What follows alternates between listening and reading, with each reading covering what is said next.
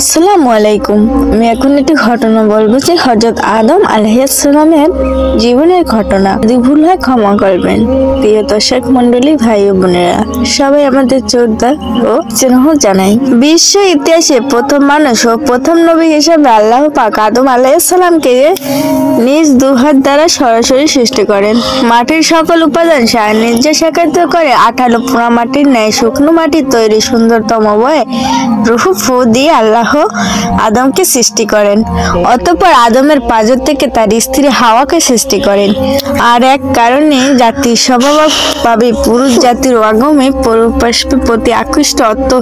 অতঃপর স্বামী স্ত্রীর মাধ্যমে যুগ যুগ ধরে একই নিয়মে বংশ বৃদ্ধি ধারা অব্যাহত হয়েছে। কোরআন এবং বর্ণনা অনুযায়ী প্রথম দিন থেকে মানুষ পূর্ণ চেতনা জ্ঞান সম্পূর্ণ সভ্য মানুষ হিসাবেই জাগ্রত রয়েছে এবং আজ সেভাবেই তা অব্যাহত রয়েছে। অতঃপর গুণা মানব, বন্য মানব, আদি মানব ইত্যাদি যা অব্যয় যুগ থেকে সভ্য যুগে মানুষের উত্তর ঘটেছে বলে কিছু কিছু ঐতিহাসিক যেসব কথা শুনিয়ে থাকেন তা ঐলিকে কল্পনা ব্যতীত কিছুই নয়। সূচনা থেকে এত ব্যক্তির দীর্ঘ পথ প্রতিক্রম মানুষ কখনই মানুষ ব্যতীত অন্য কিছু ছিল না।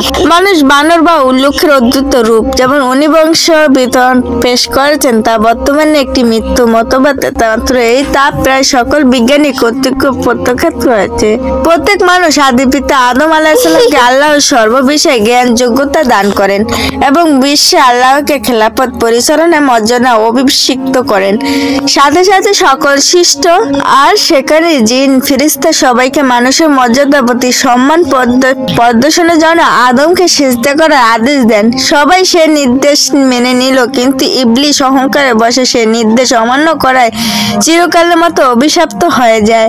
অথচ সে ছিল বড় আলেম, ইবাদতের গুহার, যে কারণে জিন জাতির হওয়া সত্ত্বেও ফেরেশতাদের সঙ্গে বসবাস করার অনুমতি পেয়েছিল। ও তাদের নেতা হয়েছিল, কিন্তু আদমের উচ্চ মর্যাদায় সে দেখে ঈশ্বর কাতর পরে হয়। ফলে অহংকারের বসে আদমকে সেজদা না করে তা আল্লাহ ভীতি না থাকায় সে আল্লাহর গজবে পতিত হয়। এজন্য জনক আরবি যদি তাওয়াক্কুবিহীন ইলমের কোনো মর্যাদা থাকতো তবে ইবলিস আল্লাহর সৃষ্টিগুলোর সেরা বলে গণ্য হতো। বিবাহ নারীদের সদ্ব্যবহার অনুচ্ছেদ। আদম মূল উপাদান হলো মাটি, তাই তাকে মাটি আদম বলা হয়। প্রখ্যাত নেতা হাওয়া মূল হলেন আদম, যিনি হাই জীবন্ত উৎসন্ত উপান্ত প্রকান্ত হাওয়া মূল লেনদেন আদম ছিলেন জীবন তখন ব্যক্তি, তাই তাকে হাওয়া বলা হয়। তাই হাই জীবন্ত থেকে উৎপন্ন কুর্বতী শয়তানের সৃষ্টি ছিল মানুষের জন্য পরীক্ষা স্বরূপ। ইবলিসকে আল্লাহ মানুষের জন্য পরীক্ষা স্বরূপ সৃষ্টি করেন, যা কিয়ামতের পর্যন্ত তার হায়াত দীর্ঘ করে দেন। মানুষকে আল্লাহর পথ থেকে বিচ্যুত করার জন্য তাকে ধোঁকা দেওয়া শয়তানের একমাত্র কাজ। সে মানুষে বলে কুফরি করে, কিন্তু যখন সে কুফরি করে তখন শয়তান বলে আমি তোমার মুখে থেকে মুক্ত, আমি বিশ্বপ্রভু আল্লাহকে ভয় করি। অন্যদিকে যুগে যুগে নবী রাসূল কিতাব পাঠিয়ে আল্লাহ মানুষের সত্যপথ প্রদর্শন মার্গ ব্যবস্থা অব্যাহত রাখেন। আদম থেকে শুরু করে শেষ নবী মুহাম্মদ সাল্লাল্লাহু আলাইহি সাল্লাম পর্যন্ত 41,000 পয়গম্বর দুনিয়ায় এসেছেন এবং বর্তমান সর্বশেষ এলাহীন গ্রন্থ পবিত্র কোরআনের ধারক বাহক মুসলিম উলামায়ে কেরাম শেষ নবী ওয়াসিয়ার হিসেবে আল্লাহর প্রেরিত ওহীর বিধান সমূহ বিশ্বব্যাপী পৌঁছে দেওয়ার দায়িত্ব পালন করে যাচ্ছে। পৃথিবীতে চূড়ান্ত ধ্বংসকতা কিয়ামতের অব্যবহিত কাল পূর্ব পর্যন্ত এই নিয়ম জারি থাকবে। শেষ নবী ভবিষ্যৎবাণী অনুযায়ী পৃথিবীতে এমন কোন বস্তি ও চুপির ঘর থাকবে সেখানে আল্লাহ ইসলামের বাণী পৌঁছে দেবেন না। একই সাথে অবশেষে পৃথিবী যখন আল্লাহ বলার মতো কোনো লোক থাকবে না, অর্থাৎ পৃথিবীতে তাওহীদের অনুসারী কোনো মুমিন বাকি থাকবে না, তখন আল্লাহর হুকুমে প্রলয় ঘনিয়ে আসবে এবং কিয়ামত সংঘটিত হবে।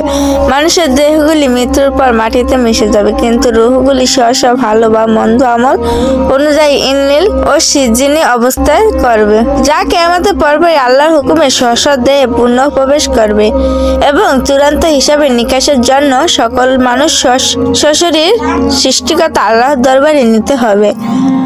মানুষের ঠিকানা হলো তিনটি, দারুদ দুনিয়া অর্থাৎ যেখানে আমরা এখন বসবাস করছি, 2 দারুল বুকরম অর্থাৎ মৃত্যুর পর কবরের জগৎ, 3 দারুল কায়রার অর্থাৎ কিয়ামতের দিন শেষ বিশ্বাস, শেষ জান্নাত বা জাহান্নাম চিরস্থায়ী ঠিকানা।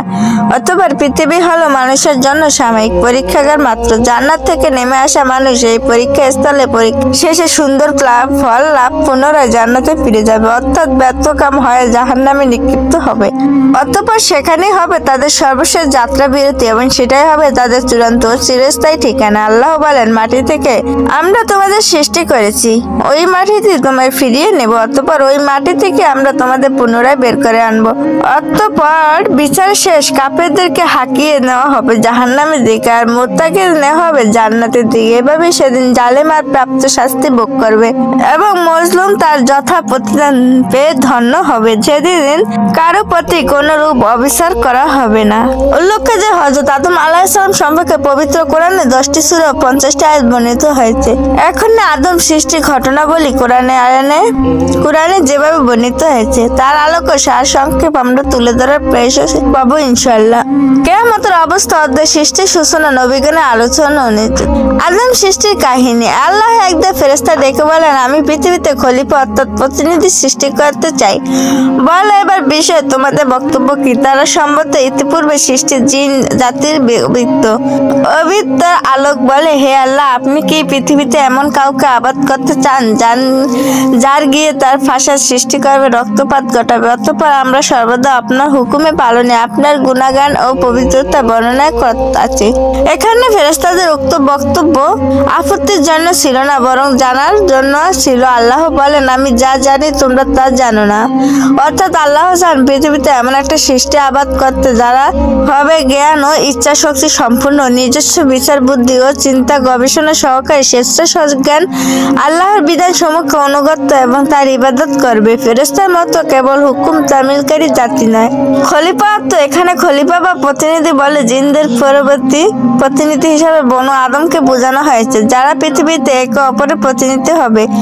ইবনু কাসির অথবা যার ধারা আদম পরবর্তী ন্যায়নিষ্ঠ শাসকদের বোঝানো হবে, যারা জনগণের মধ্যে আল্লাহ অনুগত ইনসাফপূর্ণ শাসক প্রতিষ্ঠাতার মাধ্যমে আল্লাহর প্রতিনিধিত্ব করবে, যেখানে ফাসাদ সৃষ্টিকারী রক্তপাত ঘটাবে। অথবা আল্লাহ আদমকে সবকিছু নাম শিক্ষা দিলেন। সবকিছুর নাম বলতে পৃথিবীর সূচনা থেকে লয় পর্যন্ত ছোট বড় সকল সৃষ্ট বস্তুর ইলম বা তা ব্যবহার যোগ্যতা তাকে দিয়ে দেওয়া হলো, যা সৃষ্টি ষষ্ঠ রূপসূত্র সমূহকে আল্লাহ বনু আদম নিজেকে অনুগত করতে পারবে এবং তা থেকে ফায়দা হাসিল করতে পারবে। যদি আল্লাহর অসীম জ্ঞান রাশির সাথে মানব জাতির সম্মিলিত জ্ঞানের তুলনা মহাসাগর অর্থ জলরাশি বুক থেকে পাখির ছোমার এক ফোঁটা পানির সমতুল্য মাত্র।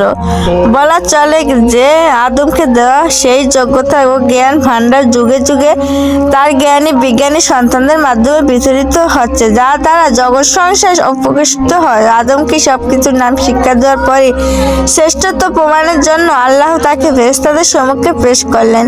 কোরআনে কেবল ফেরেশতাদের কথা উল্লেখ করতে হলো, সেখানে জিনদের সদস্য ইবলীসও উপস্থিত ছিল।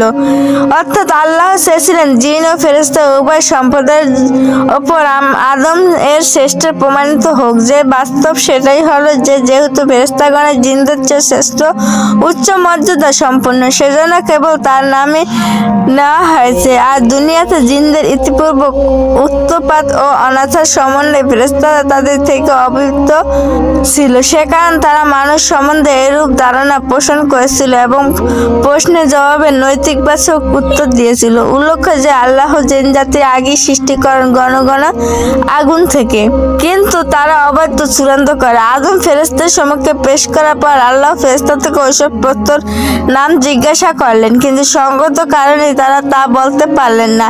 তখন আল্লাহ আদমকে নির্দেশ দিলেন এবং তিনি সব কিছুর নাম বলে দিলেন। ফলে ফেরেশতারা আটপটে তাদের পরাজয় মেনে নিলেন এবং আল্লাহর মহত্ব পবিত্রতা ঘোষণা করলে বললেন, হে আল্লাহ, আপনি আমাদের যতটুকু শিখিয়েছেন তার বাইরে আমাদের কোনো জ্ঞান নেই।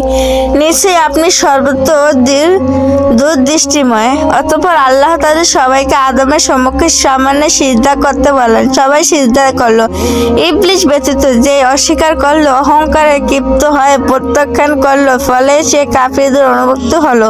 ইবলিস ওই সময় নিজের পক্ষে যুক্তি পেশ করে বলল, আমি ওর চাইতে উত্তম, কেননা আপনি আমাকে আগুন দ্বারা সৃষ্টি করেছেন আর ওকে সৃষ্টি করেছেন মাটি দিয়ে। আল্লাহ বললেন, তুই বের হয়ে যাও, তুই অভিশপ্ত, তোর ওপর আমার অভিশপ্ত রইল পুনরুত্থান দিবস পর্যন্ত। সেজদার ব্যাখ্যা উদ্দেশ্যে আদম সৃষ্টি করার আগে আল্লাহ ফেরেশতা আমাদের প্রতি চেষ্টা করার কথা বলে দিয়েছিলেন।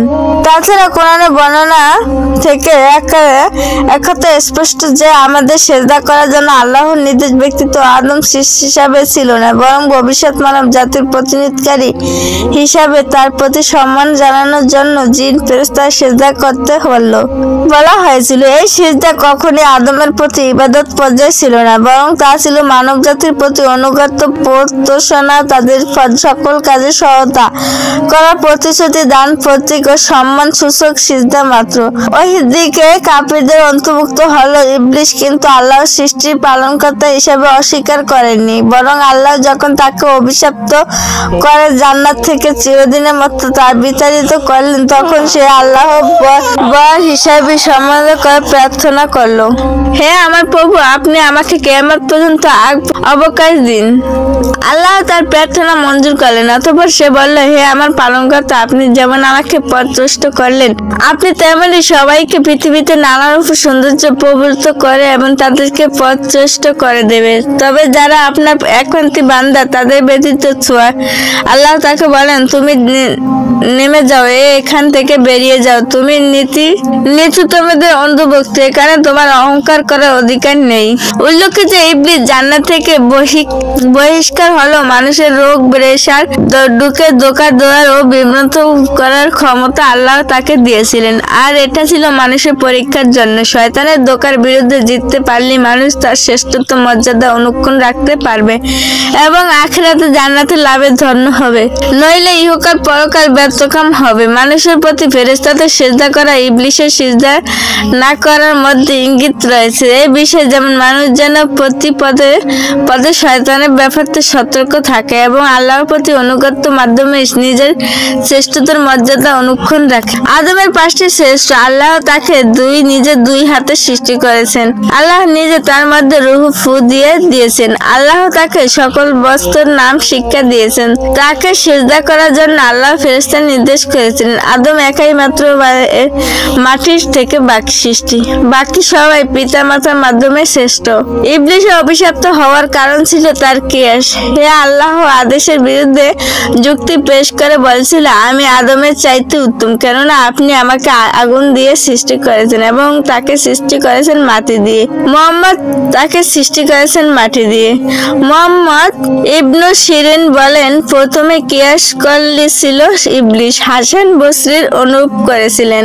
নারী জাতি পুরুষের অংশ এবং অনুগত সিজদা অনুষ্ঠানের পর আল্লাহ আমাদের আদমের জুরি হিসাবে তার অবয় হতে একাংশ নিয়ে, অর্থাৎ তার পাঁজর হতে তার স্ত্রী হাওয়ার সৃষ্টি করলেন। মাটি থেকে সৃষ্ট হওয়া আদমের নাম হলো আদম এবং জীবন্ত আদমের পাঁজর থেকে সৃষ্ট হওয়ার তার স্ত্রীর নাম হলো হাওয়া। অতঃপর তাদের উদ্দেশ্য আল্লাহ বলেন, তোমাদের দুইজন জান্নাতে বসবাস করো, সেখান থেকে যা খুশি খেয়ে বেরো, তবে সাবধান, এই গাছটির নিকটে যেও না, তাহলে তোমাদের সীমা লঙ্ঘনকারীদের অন্তর্ভুক্ত হয়ে যাবে। এতে বোঝা যায় ফেরেশতাদের সিজদা কেবল আদমের জন্য ছিল, হাওয়ার জন্য নয়। দ্বিতীয় সিজদা অনুষ্ঠানের পর আদমের অবয় থেকে হাওয়ার সৃষ্টি করা হয়। পূর্বে নয়, তিনি পৃথক কোনো সৃষ্টি ছিল না। এত পুরুষের প্রতি নারীর অনুগামী হওয়ার প্রমাণিত হয়। আল্লাহ বলেন, পুরুষেরা নারীদের উপর গতিশীল। অতঃপর বহিষ্কার ইবলিস তার প্রথম টার্গেট হিসাবে আদম ও হাওয়ার বিরুদ্ধে প্রতারণা জাল নিক্ষেপ করলো। সে মধ্যে সে প্রথমে তাদের খুব আপনজন বনে গেল এবং নানা কথায় তাদের ভুলাতে লাগলো। এক পর্যায়ে সে বলল, আল্লাহ যে তোমাদের ওই গাছটির নিকট যেতে নিষেধ করেছেন, তার কারণ হলো এই যে তোমরা তাহলে ফেরেশতা হয়ে যাবে, কিংবা তোমাদের এখনই চিরস্থায়ী বাসিন্দা হয়ে যাবে। সে অতঃপর কসম খেয়ে বলল, আমি অবশ্যই তোমাদের হিতাকাঙ্ক্ষী। এভাবেই যে আদম তোমাদের হাওয়া সম্মত করে ফেলল এবং তার প্রতারণা জালে আটকে গিয়ে তারা উক্ত নিষিদ্ধ বৃক্ষের ফল আদান করলো এবং ফলে সাথে সাথে তাদের গুপ্তাঙ্গ প্রসারিত হলো এবং তারা তাড়াতাড়ি তড়িঘড়ি গাছের পাতা সমূহ দিয়ে তা ঢাকতে লাগলো। আল্লাহ তাদেরকে ডেকে বললেন, আমি কি তোমাদের বৃক্ষের খেতে নিষেধ করিনি? বলিনি যে শয়তান তোমাদের প্রকাশ্য শত্রু? তখন তারা, হে আল্লাহ পালনকর্তা, আমরা নিজেদের উপর জুলুম করেছি। যদি আপনি আমাদের ক্ষমা না করেন তাহলে অবশ্যই আমরা ক্ষতিগ্রস্ত অন্তর্ভুক্ত হয়ে যাব। আল্লাহ তখন বললেন, তোমাদের জান্নাত থেকে নেমে যাও, তোমরা একে অপরের শত্রু। তোমাদের অবস্থান হবে পৃথিবীতে এবং সেখানে তোমাদের একটি নির্দিষ্ট মেয়াদ পর্যন্ত সম্পদ রাজি ভোগ করতে হবে। তিনি আরো বললেন যে তোমরা পৃথিবীতে জীবন যাপন করবে, তখনই মৃত্যুবরণ করবে, যে সেখানে থেকে আমরা পুনরুত্থিত করব। এখানে একটি বিষয় উল্লেখ করা যেতে পারে যে ইবলীসের কথা সর্বপ্রথম হাওয়া প্রতারিত হন, অতঃপর তার মাধ্যমে আদম প্রতারিত হন। বলেন যে কথা চালুক আছে, কোরআনে এর কথা কোনো সমর্থন নেই, সহিহ হাদিসে স্পষ্ট কিছুই নেই যে বিষয়ে। তাসবিরে ইবনে জারির ইবনে আব্বাস রাদিয়াল্লাহু থেকে বর্ণনা এসেছে যে জয়ীব জান্নাত থেকে অবরণের নির্দেশনা তাদের অপরাধের শাস্তি স্বরূপ ছিল না, কেননা এটা ছিল তওবা কবুলের পরের ঘটনা। অতএব এটা ছিল হয়তোবা তাকে শিষ্টাচার শিক্ষাদানের জন্য, বরং সঠিক কথা এই নামে এটা ছিল আল্লাহর পূর্ব নির্ধারিত দুর্দশী পরিকল্পনারই অংশ। কেননা জান্নাত হলো কর্মফল লাভের স্থান, কর্মস্থান নয়। তাছাড়া জান্নাতে মানুষের বংশ বুদ্ধির সুযোগই নেই, এজন্য দুনিয়া নামিয়ে দেওয়া জরুরি ছিল।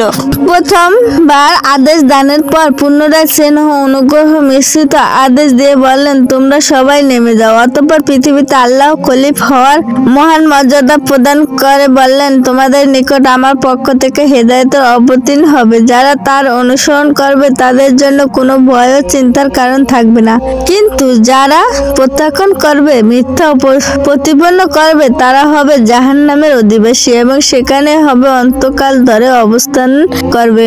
উল্লেখ্য যে নবীগণ ছিলেন নিষ্পাপ এবং হযরত আদম আলাইহিস সালাম ছিলেন নিঃসন্দেহে নিষ্পাপ। তিনি ইচ্ছাকৃতভাবে কোনো ভুল করেননি এবং শয়তানের প্ররোচনায় প্রতারিত হয়ে তিনি সাময়িকভাবে নির্দিষ্ট বৃক্ষের নিকটবর্তী হওয়ার নির্দেশ কথাটি ভুলে গিয়েছিলেন, যেমন অন্য আয়াতে বর্ণিত হয়েছিল। অতঃপর আদম ভুলে গেছে এবং আমি তার মধ্যে সংক্ষেপে তীরটা পাইনি। তো তাছাড়া উক্ত ঘটনাটি আমার তিনি নবী হননি, বরং পর্যায়স্থলে ঘটনার পর আল্লাহ তাকে নবী মনোনীত করে দুনিয়া পাঠান এবং হিদায়াত প্রদান করেন। এখানে একটি বিষয় উল্লেখ যে ইবলীস ক্ষেত্রে আল্লাহ, তুমি জান্নাত থেকে বেরিয়ে যাও, নিশ্চয় তুমি অভিশপ্ত।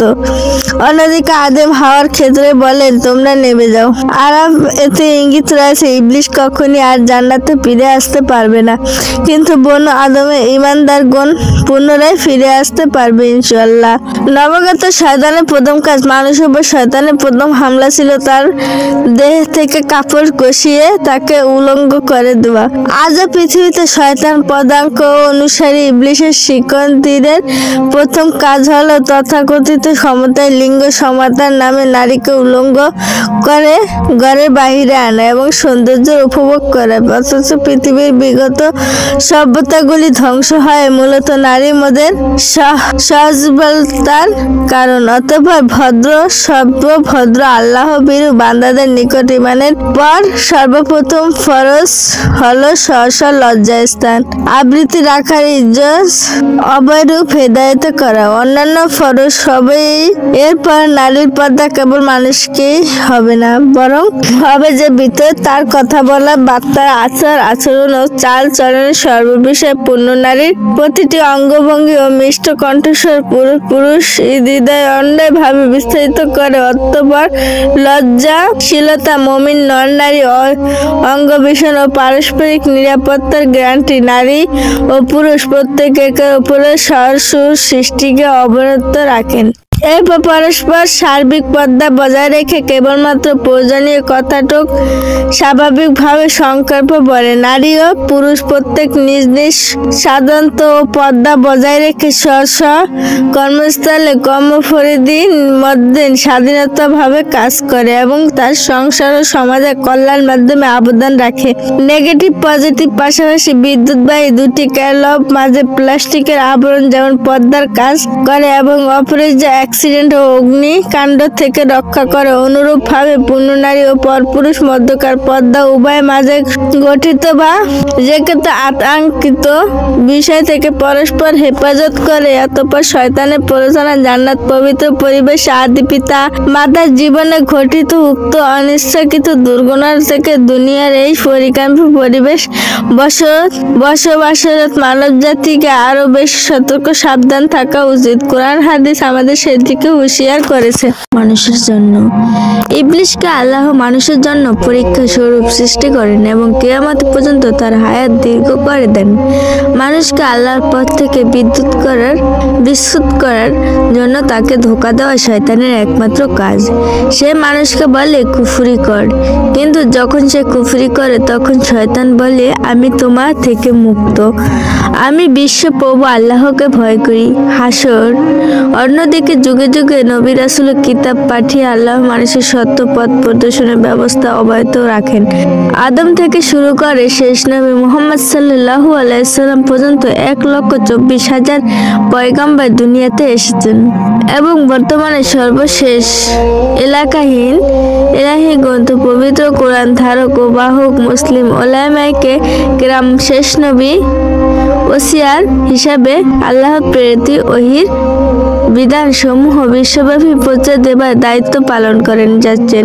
পৃথিবীতে চূড়ান্ত ধ্বংসের কথা কিয়ামতে অবৈতকাল পূর্ব পর্যন্ত এই নিয়ম জারি থাকবে।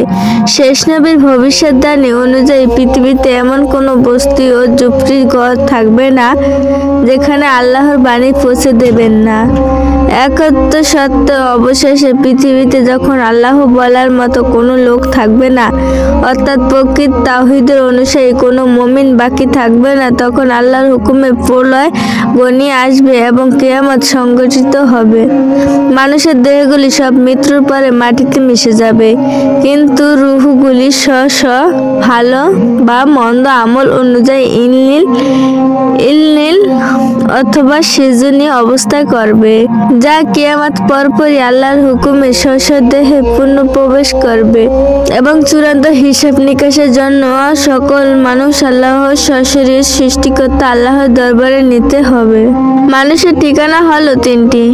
দারুদ দুনিয়া অর্থাৎ যেখানে আমরা এখন বাস করছি। 2 দারুল বকরজ অর্থাৎ মৃত্যুর পরে কবরের জগৎ। 3 দারুল কায়রা অর্থাৎ কিয়ামতের দিন শেষে জান্নাত বা জাহান্নামে চিরস্থায়ী ঠিকানা। অতঃপর পৃথিবীতে হলো মানুষের জন্য সাময়িক পরীক্ষাগার মাত্র। জান্নাত থেকে নেমে আসা মানুষের পুনরায় জান্নাতে ফিরে যাবে অথবা কর্তকর্ম হয়ে জাহান্নামে নিক্ষিপ্ত হবে। অতঃপর সেখানে হবে মানুষের সর্বশেষ যাত্রা বিরতি এবং সেটাই হবে আমাদের চূড়ান্ত ও চিরস্থায়ী ঠিকানা। আল্লাহ বলেন, মাটি থেকে আমরা তোমাদের সৃষ্টি করেছি, ওই মাটিতে কোনো ফিরিয়ে দেব না। অতঃপর বিচার শেষে কাফেরদেরকে হাঁকিয়ে নেওয়া হবে জাহান্নামের দিকে এবং মুত্তাকিদের দিকে নেওয়া হবে জান্নাতে। এভাবে সেদিন জালেম আর প্রাপ্য শাস্তি ভোগ করবে এবং মজলুম তার যথাযথ প্রতিদান পেয়ে ধন্য হবে। সেদিন কারো প্রতি কোনো ক্রূপ বিচার অবিচার করা হবে না। হযরত আদম আলাইহিস সালাম সম্পর্কে পবিত্র কোরআনে 10টি সূরা 50টি আয়াত বর্ণিত হয়েছে। এখানে আমি আদম সৃষ্টির ঘটনা বলি কোরআনে যেভাবে বর্ণিত হয়েছে তা আলোকে সংক্ষেপে তুলে ধরেছিলাম। বাইহাকি শরীফে আমিরুল মুমিনুন হযরত ওমর ফারুক রাদিয়াল্লাহু তাআলা আনহু থেকে বর্ণিত আছে, একদিন আমরা হুজুরকে সাথে তাহামার একটি পাহাড়ের উপর বসেছিলাম। হঠাৎ এক বৃদ্ধ লাঠির উপর ভর দিয়ে হুজুর সাল্লাল্লাহু আলাইহি সাল্লামের সামনে হাজির হলো এবং সালাম পেশ করলো। হুজুর সাল্লাল্লাহু আলাইহি সাল্লাম জবাব দিলেন ও ফরমালেন, ওর আওয়াজটা জিনের আওয়াজের মতো মনে হচ্ছে। পুনরায় হুজুর সাল্লাল্লাহু আলাইহি সাল্লাম ওকে জিজ্ঞাসা করলেন, তুমি কে? সে আরজ করলো, হুজুর আমি জিন, আমার নাম হামা, হিমের ছেলে। হিম হলো লাকিসের ছেলে এবং লাকিস হচ্ছে ইবলিসের ছেলে। হুজুর সাল্লাল্লাহু আলাইহি সাল্লাম ফরমালেন, তাহলে তো তোমরা ইবলিসের মধ্যে মাত্র 2টি প্রজন্মের ব্যবধান। পুনরায় জিজ্ঞেস করলেন, তোমার বয়স কত? সে বলল, ইয়া রাসূলুল্লাহ, পৃথিবীতে যতটুকু বয়স আমার বয়স ততটুকু হবে, তবে কিছু কম হতে পারে। যেদিন কাবিল হাবিলে হত্যা করছিল সেই সময় আমি কয়েক বছরের শিশু ছিলাম, তবে কথাবার্তা বুঝতাম, পাহাড়ে দৌড়াদৌড়ি করতাম, মানুষের খাদ্য শেষ চুরি করে নিয়ে আসতাম, মানুষের মনে কুমন্ত্রণাও দিতাম যাতে ওরা আত্মীয় স্বজন প্রতিবেশীদের সাথে অসাধারণ করে। হুজুর সাল্লাল্লাহু আলাইহি সাল্লাম ফরমালেন, তাহলে তো তুমি খুবই খারাপ।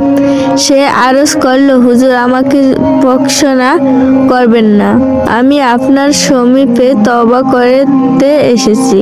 ইয়া রাসূলুল্লাহ, আমি হয়তো নূহ আলাইহিস সালামের সাথে সাক্ষ্য করেছি এবং 1 বছর তার সাথে মসজিদে অবস্থান করেছি। আমি তার দরগাহেও তওবা করেছি। হযরত হুদ, হযরত ইয়াকুব, হযরত ইউসুফ আলাইহিস সালামের সংস্রব ছিলাম এতে এবং তাদের সাথে কাজ তওবা করেছিলাম এবং ওনাদের সালাম। হযরত ঈসা আলাইহিস সালামকে বলছেন, যদি তোমাদের সাথে মুহাম্মদ সাল্লাল্লাহু আলাইহি সাল্লাম এর সাক্ষাৎ হয় তাহলে আমার সামনে ওনাকে পৌঁছাইও।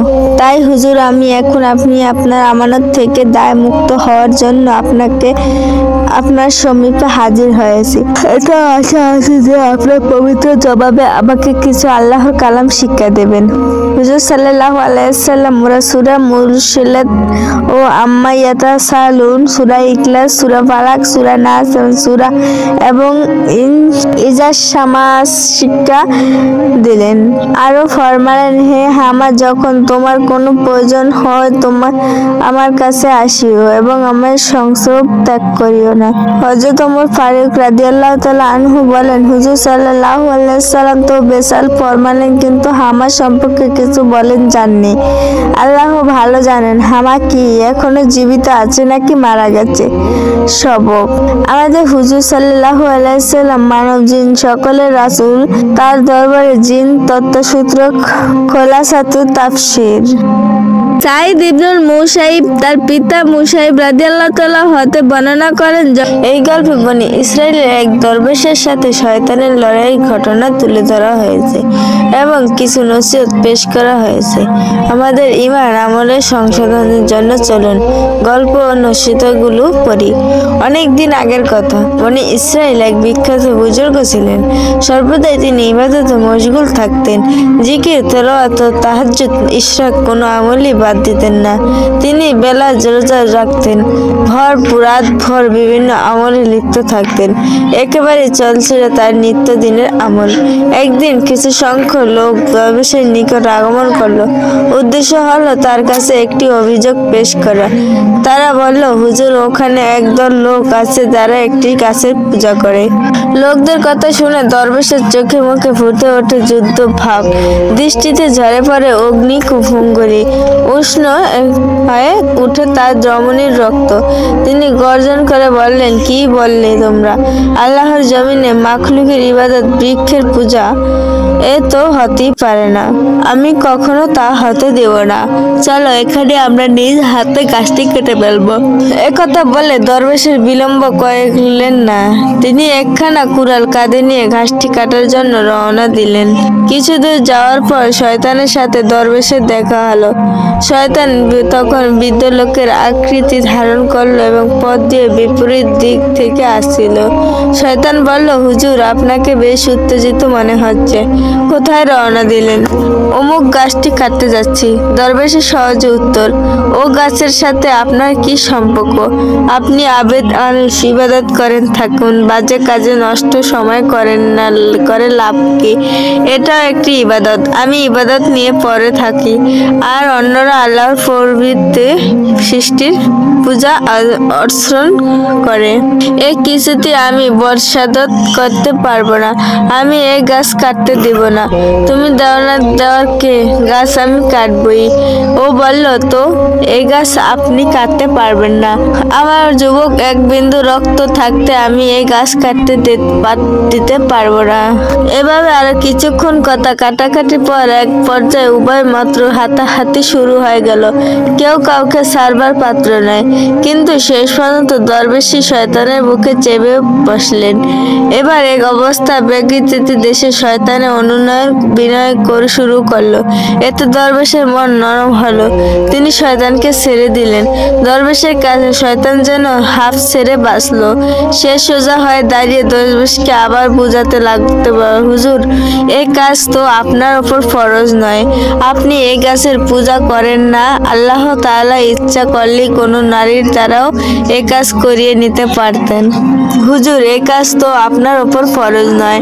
আপনি এই গাছের পূজা করেন না। দরবেশে বললেন, তোমার ওয়াজ করলাম, শুনতে আমি রাজি নেই। তুমি যাই বলো না কেন, গাছ কাটা থেকে কিছুতেই আমাকে বিরক্ত রাখতে পারবে না। আবার উভয়ের মধ্যে মোকাবেলা হলো। শেষ পর্যন্ত পরাজয় গ্লানি শয়তানি বহন করতে হলো। সে কিছুতে দরবেশের সাথে পেরে উঠল না। দরবেশের পূর্বের ন্যায় তার বুকের উপর চেটে বসলো। এই পর্যায়ে শয়তান একটি নতুন কৌশল আশ্রয় নিল এবং কারণ বোঝালো, শক্তির জোরে কোনো অবস্থায় দরবেশের কাবু করা যাবে না। সে বলল, দরবেশ সাহেব, আমি একটি আফসোসের কথা শুনুন। আশা করি আপনি তা কবুল করবেন। সে বলতে লাগলো, জনাব, আপনি এক গরিব লোক। অভাব অনাটন সব সময় লেগে থাকে। কখনো না খেয়ে উপাস থাকেন। ছেলে মেয়েরা কান্নাকাটি করে। তাদের কান্নাকাটি আপনাদের অস্থির করে তোলে। এমন অবস্থায় আপনার আর্থিক সচ্ছলতা অনেক প্রয়োজন। আমি আপনার নিকট প্রতিশ্রুতি দিচ্ছি যে প্রতিদিন 3টি করে স্বর্ণ মুদ্রা আপনার সাথে নিকট রেখে আসব। আপনি তো তারা অনেক প্রয়োজন মিটিয়ে নিতে অন্যরও উপকার করতে পারবেন। গাছ কেটে লাভ নাই, একটি কেটে ফেললে তার অন্য একটি লাগিয়ে নেবে। শয়তানের কথা দরবেশের নিকট বেশ যুক্তিপূর্ণ মনে হলো। তিনি চক্রান্তে বেড়াজালে আবদ্ধ হলেন।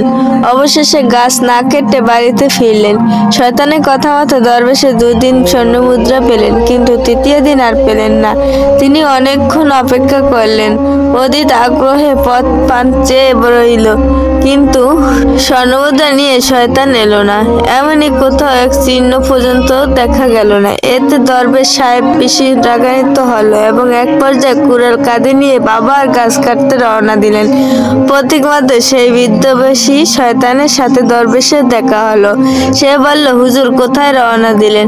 দরবেশে বললেন, সেই গাছটি কাটতে যাচ্ছি। কারণ তুমি আমাকে মিথ্যা প্রতিশ্রুতি দিয়ে 2 দিন স্বর্ণমুদ্রা দিয়ে তারপর তা বন্ধ করে দিয়েছে। সুতরাং যে কোনোভাবে আমি এই গাছ কেটেই ছাড়ব। শয়তান বলল, আমি উহা কাটতে দেব না। আপনি কিভাবে গাছ কাটেন তা আমি দেখে নেব। অবশেষে উভয়ের মধ্যে সেদিনের মতো আজও লড়াই বাঁধল। সেদিকে তুমুল লড়াই। প্রত্যেকে আপন প্রতিশ্রুতি ধারাশয়ী দ্বারা করার জন্য প্রাণপণ চেষ্টা চালিয়ে যাচ্ছে। খরচ করছে দেহের শক্তিমান। শেষ পর্যন্ত ফলাফল আজ উল্টোর দিকে গেল। বিজয় মাল্লা শয়তানের লাভ করলো এবং সেই লড়াই এক পর্যায়ে দরবেশের বুকে চেপে বসলো। দরবেশ এবার নিরুপায়। তিনি শত চেষ্টা করেও শয়তানের সরাতে পারল না। এতে তিনি বেশ আশ্চর্য হলেন। মনে মনে ভাবলেন, সেদিন 2 বার তাকে পরাজিত করে বিজয়ের মালা আমি পরিধান করেছিলাম, আর আজ তো আমি প্রথমই দাঁড়াশায়ী হলাম। অপ্রাণ চেষ্টা করেও তার সাথে কুলিয়ে উঠতে পারলাম না। কি থেকে কি হলো কিছুইতে বুঝলাম না। এসব চিন্তা করতে করতে দরবেশের চরম বিস্ময় নিয়ে শয়তানি জিজ্ঞেস করলো, এবার তুমি কি করে বিজয়ী হলে? শয়তান বলল, পরাজয়ের কারণ তো স্পষ্ট। কারণ পূর্বে আপনার রাগ ছিল আল্লাহর সন্তুষ্টি বিধানের জন্য, আজ আপনার রাগ হলো স্বর্ণমুদ্রা লাভের জন্য। কাজেই পরাজিত হয়েছেন। প্রিয় পাঠক, এটা সত্যসিদ্ধ কথা যে যে কাজ কেবল আল্লাহর সন্তুষ্টির জন্য করা হয়, নিজস্ব স্বার্থ হাসিল কিংবা মানুষের দেখানোর উদ্দেশ্য হয় না, উহার পিছনে আল্লাহ পাকের সাহায্য থাকে। এজন্যই প্রথম দিন দরবেশে বিজয়ী হলেন। পক্ষান্তরে দুনিয়ার কোনো স্বার্থ উদ্ধারের জন্য দিনের কাজ অক্ষম দিল, তাতে আল্লাহর কোনো মত ও সাহায্য থাকে না। তাই ওই কাজ সফলতার মুখ না দেখাই স্বাভাবিক। তাই তো দরবেশ সাহেব দ্বিতীয় দিনের লড়াই জয় লাভ করতে পারেননি। বিরতি শয়তানের পরাজিত করে। তাই আসুন আজ থেকে আমরা নিয়তি করি, দিনের ছোট বড় যে কোনো কাজ একমাত্র মহান আল্লাহর সন্তুষ্টির জন্যই করব। নিঃস্বার্থ স্বার্থ উদ্ধার অথবা অপরের কাছে থেকে প্রশংসা কুড়াবার জন্য করব না। হাদিসে কুশরিত আছে যে কিয়ামতের দিন সর্বপ্রথম যেসব লোকেদের বিচার হবে সে তদন্ত একজন হবে শহীদ, যিনি আল্লাহর রাস্তায় জীবন বিলিয়ে দিয়েছেন। আল্লাহ পাক তাকে ডেকে ইসকাই যাবতীয় নিয়ামত করার স্মরণ করাবে, যে উহা চিনে নেবে, যে স্বীকার করবে। অথবা আল্লাহ পাক তাকে বলবেন, তুমি ওইসব কিয়ামতের প্রতিদান কি কাজ করেছো? সে বলবে, আমি আপনার সন্তুষ্টি লাভের জন্য জিহাদ করেছি এবং শেষ পর্যন্ত নিজের জীবনটা আপনার রাস্তায় উৎসর্গ করে দিয়েছি। আল্লাহ পাক বলবেন, তুমি মিথ্যা বলছো, তুমি তো এজন্য জিহাদ করেছিলে যে লোক তোমাকে বীর বাহাদুর করবে, সাহসী বলবে, অক্ষা দিবে। তখন আল্লাহ লোক তোমাকে আলেম বলবে, আর কালাম পাক এজন্য হাসিল করেছিল যে লোক তোমাকে কারি বলবে। সুতরাং সেই মাকসুদ তো পূর্ণ হয়েছে। অতঃপর তাকে ফরমানে এলাহি গুনানো হবে এবং তাকে নিম্নমুখী করে টেনে দোজকের আগুনে নিক্ষেপ করা হবে। তৃতীয় বিচার হবে যে সম্পদশালী, যাকে আল্লাহ পাক অগাধ ধন সম্পদের মালিক বানিয়েছে, তাকে আল্লাহর দরবারে উপস্থিত করার নিয়ামত সমূহ স্মরণ করিয়ে দেওয়া হবে। সেই উহাই স্বীকার করে নিবে। আল্লাহ পাক পূর্বোক্ত দুজনের ন্যায় তাকে প্রশ্ন করবে, ওইসব কিয়ামতের প্রতিদান তুমি কি আমল করেছে? জবাবে সে বলবে, খোদায় পাক আপনার পছন্দীয় এমন কোনো ক্ষেত্রে নেই যে আমি কোন দান করিনি। এসব দানের বেলায় বিন্দুমাত্র ত্রুটি করিনি আমি। তার কথা শেষ হওয়ার পর আল্লাহ রাব্বুল আলামিন বলবেন, মিথ্যাবাদী, ওইসব তুমি এজন্যই করেছিলে যে লোকে তোমার দাতা বলবে, দানবী বলবে, অখ্যায়িত করবে, যে তো বলাই হয়েছে। অতঃপর তাকে নির্দেশনা মোতাবেক সাজারে টেনে জাহান্নামীর অতল গর্ভে নিক্ষেপ করা হইবে। মুহতারাম ভাই বোনেরা, ইসলামী শরীয়ত, ইসলামের নিয়ত, তার নিয়ত দুরন্ত করার গুরুত্ব অপরিসীম। কেননা নিয়ত দুরন্ত না হলে কোনো আমলই আল্লাহর দরবারে গ্রহণযোগ্য হবে না। জান দিয়ে মাল খরচ করে, এমনকি আলেমে হওয়ার মতো কোনো মর্যাদা লাভ করার পর কেবল এখলাসের অভাবে জাহান্নামে প্রচলিত আগুনে জলে পুড়ে ছারখার হয়ে যাবে। লক্ষ রাকাত নামাজ পড়ো, হাজার হাজার রোজা রেখো, কোনো সওয়াব বা প্রতিদান আল্লাহর পক্ষ থেকে পাওয়া যাবে না। পাঠকবৃন্দ, নিয়মিত দূরত্ব করার মানে হলো প্রথমত কাজের পূর্ব উদ্দেশ্য ঠিক করা, অর্থাৎ এই কাজটি আমি কেন কি উদ্দেশ্য করছি যে নির্ধারিত করবেন না। গাফলত বা অবহেলার সাথে লক্ষ্যহীন অবস্থা কোনো কাজ না করা। আর দ্বিতীয়ত উদ্দেশ্য স্থির হওয়ার পর তাকে আল্লাহ রাসূল সাল্লাল্লাহু আলাইহি সাল্লামের নির্ধারিত কোষ্ঠী পাথরে ঘষে দেখায়, যে দ্বারা তার সন্তুষ্ট হবে না। অসন্তুষ্ট এক কথায় কাজটি হতে পারে আল্লাহ রাসূল সাল্লাল্লাহু আলাইহি সাল্লাম পছন্দ সেই কাজ, এবং তা করতে হবে একমাত্র আল্লাহর সন্তুষ্টির জন্য। অন্যথায় আমাদের যাবতীয় চেষ্টা বিফলে যেতে বাধ্য। এবং এই প্রসঙ্গে আরেকটি জরুরি কথা হলো, ইসলামী শরীয়তে যে কাজ মুবাহ ও জায়েজ রাখা হয়েছে, যদি সেগুলো ভালো নিয়তে পালন করা যায় তবে তাতে সব লাভ হবে এবং তাই ইবাদত হিসেবে গণ্য করা হবে। যেমন মনে করো ঘর নির্মাণ করে তাতে জানালা রাখার ব্যাপারে শরীয়তে কোনো বিধি নিষেধ নেই, এটি একটি জায়েজ কাজ। সুতরাং কেউ যদি কোনো নিয়তি না করে যে কেবলই বাতাস আলো আসার জন্য জানালা রাখে, তবে উভয় একটি মুবাহ জায়েজ কাজ হতে এতে সব গুনাহ কিছুই হবে না। ইমাম গাজ্জালী রাদিয়াল্লাহু তাআলা নিয়মিত বিষয়টি আরেকটি পরিষ্কার রূপে বোঝানো করা একটি সুন্দর দৃষ্টান্ত পেশ করেছেন। তিনি বললেন, যদি কেউ শুধু উপভোগ করে সুন্দর পরিপাটি অংশ হিসাবে সুগন্ধি ব্যবহার করে তবে তারা একটি মুবাহ কাজ করে, এ দ্বারা না কোনো গুনাহ হবে না, কোনো সওয়াব পাওয়া যাবে না। আর যদি কেউ নিজের বলত অহংকার প্রদর্শনের জন্য কিংবা পর পুরুষ ও পর নারীর নিজের দিকে আকৃষ্ট করার জন্য সুগন্ধি ব্যবহার করা হয় এরূপ নিয়তে, কারণ অবশ্যই সে গুনাহ হবে, সওয়াব পাওয়ার তো প্রশ্নই ওঠে না। আর যদি কেউ সুন্নত পালনের উদ্দেশ্যে নিজের মন মস্তিষ্কের প্রফুল্ল রাখার মানুষের ইবাদত বন্দেগী মনোযোগ অনায়নের নিম্নতি পরিদেহের সুগন্ধ দ্বারা অপরের যাতে কষ্ট না হয় সেই নিয়তে আতর সুগন্ধি ইত্যাদি ব্যবহার করা নিজেকে নিঃসন্দেহ উহা বিরাট সওয়াবের কাজ হবে। এই বিনিময়ে সে আল্লাহর পক্ষ থেকে প্রাপ্ত হবে মহা পুরস্কার। উপরে আলোচনা দ্বারা বোঝা গেল শুধু নিয়তের কারণে একটি কাজ কোনো সময় পুণ্যহীন, কোনো সময় পাপ, আবার কোনো সময় এ দ্বারা অপরিসীম সওয়াব লাভ হবে। তাই প্রতিটি মুসলমানের উচিত প্রত্যেকটি কাজ করার পূর্বে স্মরণীয় করে নিজ নিয়তকে উক্তরূপ ও ঠিকঠাক করা, অতঃপর সেই কাজে হাত দেওয়া। সে আল্লাহ তুমি আমাকে তৌফিক দান করুন।